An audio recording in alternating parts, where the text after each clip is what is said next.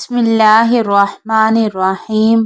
حضرت براء بن عازب رضی اللہ عنہ بیان کرتے ہیں، ایک آدمی سورۃ کہف پڑھ رہا تھا اور اس نے ایک جانب ایک گھوڑا دو مضبوط رسیوں سے باندھا ہوا تھا۔ پس بادل کے ٹکڑے نے اس آدمی کو ڈھانپ لیا اور وہ اس کے قریب سے قریب تر ہونے لگا جبکہ اس کا گھوڑا بھدکنے لگا۔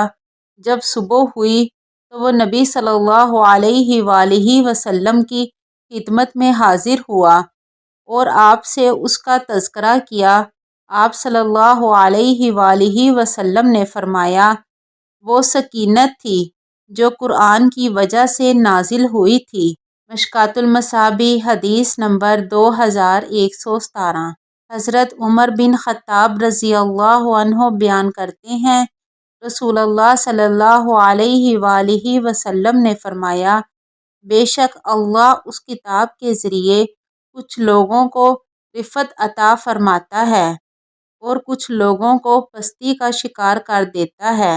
مشکوٰۃ المصابیح حدیث نمبر 2115۔